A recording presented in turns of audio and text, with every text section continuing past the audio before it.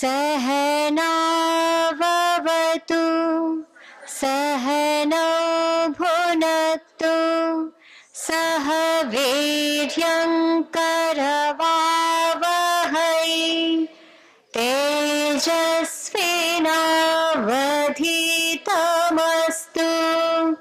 मा विद्विषावहै। ओम शांति शांति शांति। उस परम पिता परमेश्वर का स्मरण करते हुए मैं परम श्रद्धेय स्वामी जी और आचार्य जी की सूक्ष्म उपस्थिति को नमन करती हूँ। पूज्य साध्वी जी का हार्दिक अभिनंदन करती हूँ और आप सभी का पतंजलि परिसर में हार्दिक स्वागत करती हूँ। देखिए, अभी आपने पूज्य साध्वी जी को सुना, बहुत सारे जीवन से जुड़े हुए तथ्य आपने उनमें स्पष्टता देखी होगी। ठीक है, वो सब चीजें हो सकता है हमें पता भी हो, लेकिन जब हम किस मुख से सुन रहे हैं उसका एक अलग प्रभाव होता है, और फिर हम उसको किस अर्थ में कितना ले रहे हैं उसका भी प्रभाव होता है। यहाँ पे सभी बैठे हैं, लेकिन हर एक के मन मस्तिष्क पे उन बातों का अलग प्रभाव हुआ है। भगवान की यदि हम रचना देखें तो उसमें कोई भी चीज दोहराई नहीं जाती। हमारे फिंगर्स के जो चिन्ह है वो तक रिपीट नहीं होते उसकी पूरी सृष्टि में।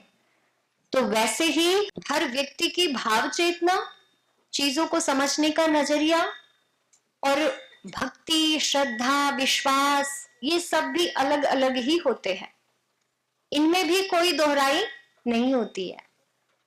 तो इसलिए हमें सुनना चाहिए, जो संत हैं उनको सुनना चाहिए, जो अच्छी दिव्य आत्माएं हैं उनको सुनना चाहिए। उससे हमारा ज्ञान भी परिपक्व होता है और हम जो जानते हैं उसमें स्पष्टता आ जाती है। तो जैसा कि पूज्य साध्वी जी ने आपको बताया, और वैसे भी आप सभी स्वामी जी को हर रोज सुनते ही हैं, शिविर के माध्यम से देखते हैं, तो स्वामी जी का विशेष अनुरोध रहता है कि सभी को नवधा भक्ति और विजय रथ की चौपाइयां याद होनी चाहिए। और इवन गुरुकुल में तो हर बच्चे को प्रतिदिन उनको सोने से पहले और जगने के बाद एक बार बोलना ही होता है, क्योंकि ये मंत्र की तरह ये जो श्लोक है, ये जो सूत्र है, ये जो चौपाइयां हैं, जिनमें जीवन के पूरे पूरे जीवन को जीने के तरीके लिखे हुए हैं, वो स्पष्ट हो जाते हैं। तो जब हम इन चीजों को पढ़ते हैं तो हमारा मन पवित्र हो जाता है और चीजों को देखने का हमारा नजरिया बदल जाता है। तो आज हम इसी संदर्भ में नवधा भक्ति को पढ़ेंगे। तो भक्ति क्या है? नवधा भक्ति इज अ वर्ड, नवधा 9 प्रकार से, और भक्ति मतलब भज सेवायाम धातु से भक्ति शब्द बनता है कि 9 प्रकार से भक्ति करनी चाहिए। किसको? एक भक्त को। अब भक्त भी कई प्रकार के होते हैं ना, राष्ट्र भक्त होते हैं, है ना, राष्ट्र भक्त होते हैं जिनको देशभक्त भी कहा जाता है। तो इस तरह से किसी भी विषय में गुरु भक्त कहा जा सकता है। योग में किसी की रुचि है, योग को ही जिसने अपने जीवन का अंग बना लिया है, वो योग भक्त हो जाएगा।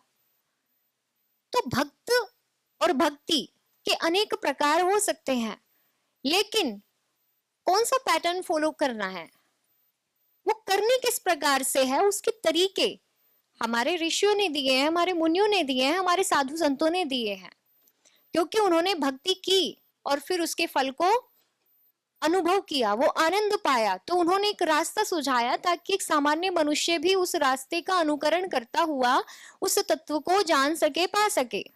तो उसी में ही नवधा का मतलब है 9 प्रकार का, और भक्ति आप जानते ही हैं, मतलब निष्ठा पूर्वक, श्रद्धा पूर्वक किसी तत्व में स्वयं को लगा देना। हमारा प्रत्येक कर्म उस तत्व से जुड़ा हुआ हो, हमारे चिंतन में, हमारे गमन में, हमारे श्रवण में। हम सुने तो उस तत्व के विषय में सुने, हम देखें तो उस तत्व से जुड़ी हुई चीजें देखें, हम बोले तो उस तत्व से जुड़ी हुई बातें बोले, ये भक्ति है। तो कहते हैं इसके 9 प्रकार हैं। तो नारद जी को तो आपने मतलब हरि भक्त कहे जाते हैं नारद जी। तो उन्होंने अपने भक्ति सूत्र में कहा, भक्ति नाम प्रेम विशेषः। भक्ति क्या है? प्रेम विशेष है। तो हम किसी भी चीज को कब सुनना चाहते हैं, हम किसी भी चीज को कब बोलना पसंद करते हैं? जब हमारा उसके प्रति प्रेम होता है, लगाव होता है। तो कहते हैं भक्ति क्या है? एक विशेष प्रेम, एक विशेष अनुराग, जिससे ऊपर कुछ भी नहीं होता। एक सामान्य प्रेमी और प्रेमिका को आप देख सकते हैं उदाहरण के रूप में। उसे उठते जागते सोते अपने प्रेमी या प्रेमिका का ही चिंतन रहता है। ठीक ऐसे ही जब वो भगवत प्रेम में बदल जाए, जब वो राष्ट्र के प्रति समर्पण श्रद्धा में बदल जाए, भगत सिंह थे, उन्हें राष्ट्र से प्रेम था, है ना? और जितने भी संत हुए हैं उन्हें परमात्मा से प्रेम हो जाता है। अब स्वामी जी हैं, हर रोज योग के अलग जगाने के लिए सुबह ही सुबह उठ करके लोगों को जगाते हैं। उसके लिए खुद भी जगा रहना पड़ता है ना। तो वो क्या है? योग प्रेम है, वो देश प्रेम है, वो प्रभु प्रेम भी है। क्योंकि एक प्रकार की भक्ति से बहुत प्रकार की भक्ति पीछे काम कर रही होती है। तो ये है भक्ति जिसमें प्रेम भरा हुआ होता है, जो प्रेम से ही प्रकट हो पाती है। और वैसे तो जो हमारे संत हैं, चूंकि वो भक्ति मार्ग, वो परमात्मा की भक्ति में ही वो सर्वोपरि उसको मानते हैं, क्योंकि इस संसार में आने का जो प्रयोजन है हमारा, वो कहते हैं कि जब मोक्ष मिले तभी पूर्ण होता है, नहीं तो हम संसार में ही भटकते रहते हैं। तो उन्होंने उस परम सत्ता को पाने के लिए ही भक्ति मार्ग को बताया। उनकी भक्ति में हमें परमात्मा को पाने के ही तत्व दिखाई देंगे। तो कहते हैं जो आचार्य शांडिल्य हैं वो कहते हैं, सा भक्ति ही परानुरक्ति। अनुरक्ति तो आप जानते ही हैं, रति हो, अनुरति हो, अनुरक्ति हो, अनुरक्त हो जाना, मतलब किसी में दत्त चित्त हो जाना, हमारा चित्त किसी में लग जाए। तो कहते हैं कहीं पर चित्त का पूर्ण रूप से लग जाना ही क्या है? भक्ति है। और वो ईश्वर में लग गया तो वो परमात्मा की भक्ति हो जाएगी। गीता में श्री कृष्ण कहते हैं, मय्यावेश्य मनो ये माम नित्य युक्ता उपासते, कि अपने मन को जो मुझ में लगा करके मुझे ही हर समय ध्याते हैं, मेरा ही चिंतन करते हैं। उसका मतलब ये नहीं काम छोड़ के बैठ जाते हैं, उनके हर कर्म में परमात्मा का चिंतन होता है। वो बोल रहे हैं तो सोचते हैं परमात्मा की कृपा से बोल पा रहा हूं, और परमात्मा के जो पुत्र हैं उनके लिए बोल पा रहा हूं। इस लेवल का डिवोशन, इस लेवल की भक्ति उनके मस्तिष्क में होती है। तो कहते हैं कि जो नित्य युक्त होकर मेरी उपासना करते हैं, श्रद्धान्वित रहते हैं, वो मुझे पा जाते हैं। योग के कई प्रकार है, ज्ञान योग है, भक्ति योग है, ध्यान योग है, कर्म योग है। श्रद्धेय स्वामी जी सबको कर्म योग का अनुष्ठान करने के लिए कहते हैं कि निष्काम भाव से, बिना किसी फल की चाहना के कर्म करो, पवित्र कर्म करो, मोह से रहित होकर के कर्म करो। तो ये कर्म योग है। और जहां पर भक्ति भाव से कर्म करना है, सब कुछ परमात्मा के द्वारा मैं कर पा रहा हूँ, परमात्मा के सामर्थ्य से और परमात्मा के सृष्टि के लिए कर पा रहा हूँ, वहां पे भक्ति योग हो जाता है। वस्तुतः दोनों अलग नहीं है, क्योंकि कर्म को निष्काम करने के लिए कहीं ना कहीं परमात्मा से प्रीति तो होती ही है। उसके बिना व्यक्ति क्यों निष्काम भाव से कर्म करेगा? तो निष्काम भाव से कर्म क्यों कर रहा है? क्योंकि उसको इस संसार से पार जाना है, और पार जाने के लिए किसके शरणागति में आना पड़ेगा? गुरु की या परमात्मा की। तो एक क्रम होता है, हम कभी कहीं से शुरू करते हैं, कभी कहीं से शुरू करते हैं, लेकिन सारे योग जितने भी मार्ग हैं हमें वही ला करके बैठाते हैं। तो एक प्रकार की भक्ति या एक प्रकार का भक्त समस्त प्रकार की भक्ति कर रहा होता है, यानी कि एक प्रकार का भक्त 9 के 9 प्रकार की भक्ति कर रहा होता है। पर फिर भी कहते हैं कि दिन में से एक भी प्रगाढ़ हो तो वो भी मुझे पा जाता है। हालांकि बैकग्राउंड में और भी चल रही होती है, 8 भी चल रही है, पर 9 एक में क्या है? उसकी ज्यादा प्रीति है भाई, उसको प्रभु का को सुनने में मजा आता है, वो सुनता रहता है, प्रभु से संबंधित वो चीजें सुनता है, उसी को सुनाता है। तो वो क्या श्रवण भक्ति हो गई। तो भक्ति के बहुत प्रकार हैं, उन्हीं को आज हम यहाँ पर देखेंगे। तो ये मैंने आपको बता ही दिया नवदा भक्ति का उल्लेख हमें कहाँ मिलता है, ये कोई आपसे पूछ सकता है। यदि आपने कहा कि जी मैं नवदा भक्ति की चौपाइयां मुझे याद हैं, नवदा भक्ति मैं करती हूँ, तो कोई पूछ सकता है ये क्या है, कहाँ पे इसका वर्णन मिलता है, इसका कोई शास्त्रीय प्रमाण है क्या? तो आप कह सकते हैं कि सतयुग में प्रहलाद ने नवदा भक्ति का उपदेश हिरण्यकशिपु को किया था। तो आप ये तो जानते हैं ना, प्रहलाद का प्रकरण तो आप सभी जानते हैं ना, मैं डिटेल में नहीं जाऊंगी। प्रहलाद हरि भक्त थे, विष्णु के भक्त थे, लेकिन उनके जो पिता थे हिरण्यकश्यप, वो राक्षसी प्रवृत्ति के थे। प्रजा को परेशान करना, देवताओं को मतलब एक तरह से उनके कार्यों में विघ्न डालना उनका कार्य था। वो भगवान को नहीं मानते थे। तो एक बार उन्होंने अपने पुत्र को गोद में बैठाया और पूछा कि पुत्र तुमने गुरु से क्या क्या सीखा है? तो जब वो गोद में बैठे उन्होंने कहा भगवान को सुनना, भगवान का कीर्तन करना, यही क्या है? भक्ति है, और इस भक्ति का उपदेश हमें गुरु ने किया है। तो वो मतलब बहुत ज्यादा क्रोधित हो जाते हैं। जो भगवान को नहीं मानता, उसका पुत्र भगवान के प्रति सब कुछ अर्पण करने को तैयार है, तो पिता का क्रोध तो आना ही था ना पिता को। तो कहते हैं कि जब उन्होंने गुरु पुत्रों से पूछा कि ये मेरे पुत्र को किस दिशा में लेकर के जा रहे हो, तो वो कहते हैं ये हम नहीं लेके जा रहे हैं, ये खुद ही उसकी हरि में प्रीति है, ये खुद ही उसकी विष्णु जी में क्या है, भक्ति का भाव है, जो उसने जन्म जन्मांतरों से वो करता आ रहा है, इसमें हमारा कोई दोष नहीं है।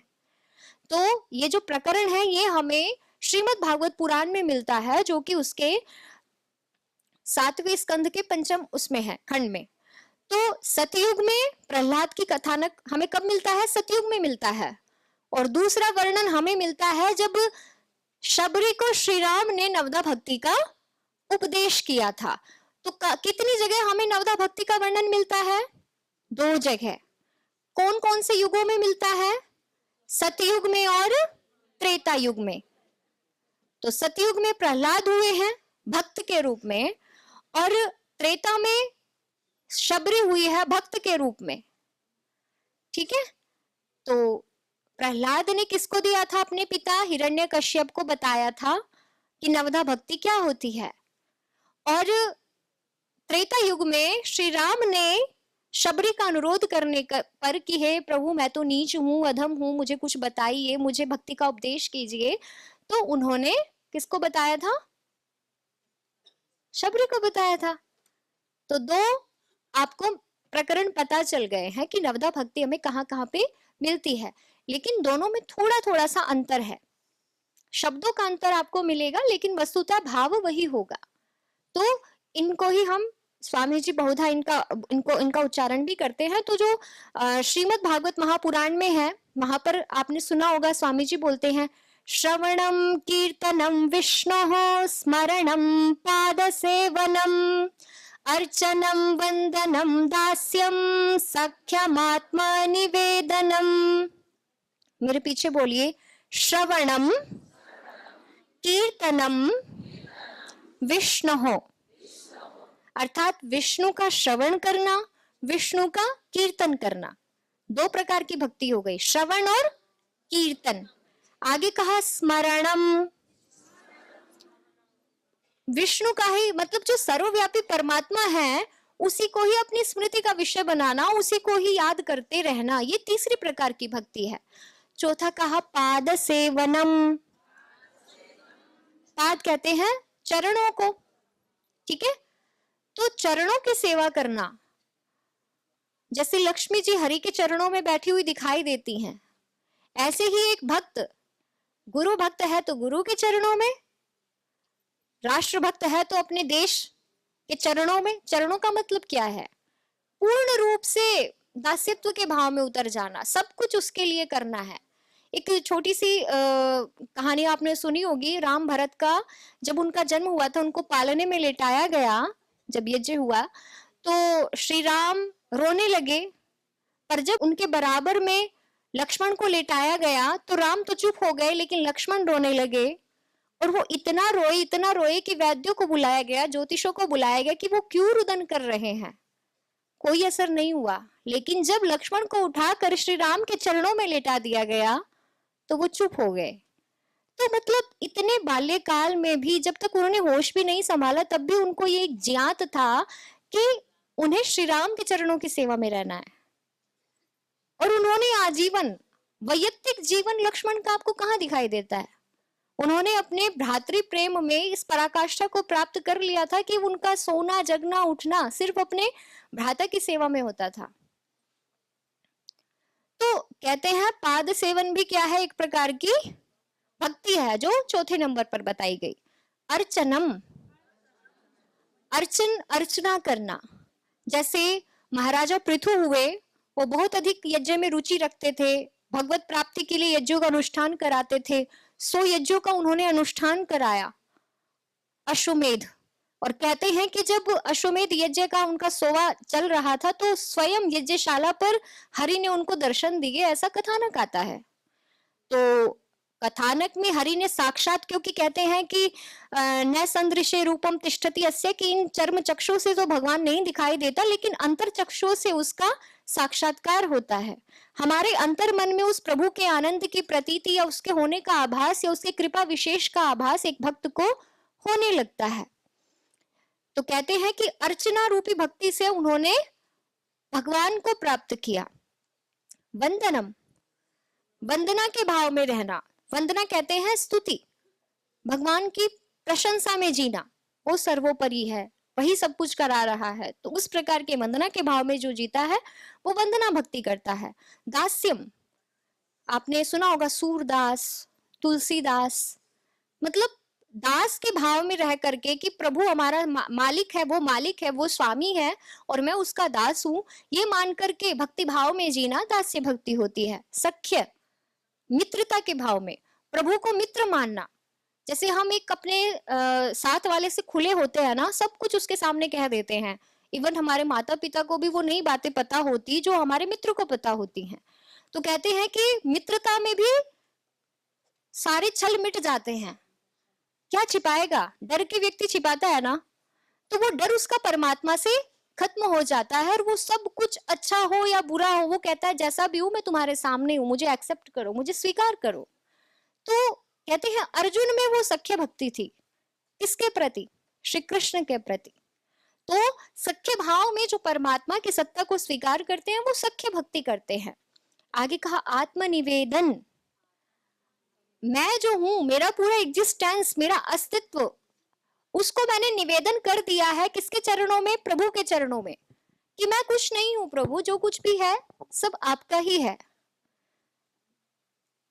तो कहते हैं जो महाराजा बलि थे, उनमें आत्मनिवेदन की भक्ति से उन्होंने वामनावतार का जो प्रकरण आता है कि जब वामनावतार में उन्होंने अपने संपूर्ण अस्तित्व को, जो वामन विष्णु जी का अवतार माना जाता है, उनके चरणों में अर्पित किया। तो उन्होंने क्या किया? उनको वर दिया कि तुम कभी नहीं मरोगे। और कहा जाता है कि महाराज बलि आज भी जीवित हैं और उनको एक तरह से पाताल का राज्य सौंप दिया, ऐसा कथानक है। अब उन कथानकों के पीछे बहुत सारी मिस्ट्री, बहुत सारे रहस्य छिपे होते हैं। तो कहीं ना कहीं कहते हैं कि वो समर्पण उस लेवल का होना चाहिए कि मैं सब कुछ प्रभु का ही हूं, प्रभु ही मेरा मित्र है, मैं प्रभु का दास हूं, मैं प्रभु का वंदन करता हूं, मैं प्रभु की अर्चना करता हूं, मैं प्रभु के चरणों की सेवा करता हूं, मैं ही उसका स्मरण करता हूं, मैं उसका कीर्तन करता हूं, उसका श्रवण करता हूं। तो इन 9 प्रकार से एक भक्त, यद्यपि सबसे पहले प्रीति कब होती है? जब कोई व्यक्ति किसी के गुणों को सुनता है। तो श्रवण भक्ति तो सबसे पहले आती ही है। जब तक हम उस भगवान के बारे में सुनेंगे नहीं, भगवान क्या है और हमें क्या दे सकता है, तब तक हम क्यों भक्ति करेंगे? तो श्रवण तो भक्ति हर भक्त करता है, और जब जान लेता है तो अपने आराध्य का गुणगान भी करना शुरू कर देता है। तो कीर्तन ही क्या है? गुणगान है। कहते हैं महाराजा परीक्षित ने जब की मोह माया में थे, मृत्यु से डरते थे, इसलिए तो जब सुखदेव ने उनको भागवत की कथा सुनाई, तो 7वें दिन जब कथा संपन्न होती है तो उनका मोह बिल्कुल दूर हो जाता है, और वो जिस मृत्यु से डर रहे होते हैं, उस 7वें दिन उनकी मृत्यु होती है तो वो मोह मुक्त होकर के, संसार से विरक्त होकर के प्रयाण करते हैं, मृत्यु के भय से रहित होकर के प्रयाण करते हैं। तो कहते हैं कि श्रवण रूपी भक्ति से ही क्या हो गया, क्योंकि उन्होंने ध्यान पूर्वक सुना, एक एक तत्व को समझा। हम भी सुनते हैं लेकिन हम उस भक्ति को पूर्ण निष्ठा से, पूर्ण श्रद्धा से नहीं कर पाते हैं। तो जो मैंने शुरू में बोला, हमें सुनना चाहिए, सुनाना चाहिए, तो उसके पीछे कहीं ना कहीं श्रवण भक्ति ही कारण होती है जो हमें पार लेके जा सकती है। क्योंकि सुनेंगे सुनेंगे सुनेंगे तो प्रीति भी हो ही जाएगी ना। पहले सुनेंगे, फिर उसके बारे में किसी से कहेंगे तो कीर्तन हो जाएगा, और जब कीर्तन होगा तो उससे पहले मन में रिपीटिशन तो होता है ना, क्या कहना है, तो क्या होगा, स्मरण भी होगा ही। फिर उसके बाद उसके प्रति एक जिसको कहते हैं ना समर्पण की भावना पैदा हो जाएगी, और उसके बाद ही क्या शुरू होगा, हमारा पाद सेवन, अर्चन, वंदन, दास्य। और जब हम एक भक्ति करते करते उसके आनंद को इतनी निकटता से महसूस करेंगे तो मैत्री भाव पैदा हो जाएगा कि संसार में किसी को सुनाने की जरूरत नहीं है, परमात्मा को ही सुना लूं, और वो भक्ति गुरु के प्रति है तो गुरु को ही सुना लूं। ठीक है, तो सभी जो भक्ति है वो एक भक्त के जीवन में साथ साथ चल रही होती हैं, लेकिन मैं दास्य के भाव में हूं, लेकिन फिर भी अभी भी मैं श्रवण करता हूं, मैं सुनता हूं उस प्रभु के बारे में, मैं उसका कीर्तन करता हूं। तो श्रवण ही मेरा क्या है, मुख्य भक्ति है। गौण और होंगी लेकिन मुख्य भक्ति कोई एक होगी। तो इस तरह से ये श्लोक भी याद होना चाहिए। श्रद्धेय स्वामी जी इसका बहुत बार उच्चारण करते हैं। श्रवणम कीर्तनम विष्णोः स्मरणम पाद सेवनम अर्चनम वंदनम दास्यम सख्यमात्मा निवेदनम। अब रामचरितमानस में नवदा भक्ति, जैसा कि मैंने आपको बताई, शबरी को श्री राम के द्वारा इसका उपदेश किया गया था, और ये अवधी भाषा में लिखी हुई है। ये प्रश्न बनते हैं, नवदा भक्ति की भाषा क्या है, कौन से महाकाव्य से ली गई है, नवदा भक्ति का उपदेश किसने किसको किया। तो ये प्रश्न आपसे पूछे जाए तो श्री राम ने शबरी को किया, रामचरितमानस से नवदा भक्ति ली गई है, और यदि श्लोक पूछा जाता है तो श्रीमद् भागवत पुराण से ली गई है। अवधी भाषा का श्लोक दिया जाता है तो रामचरितमानस से, और संस्कृत का श्लोक दिया जाता है तो भागवत पुराण से। ठीक है,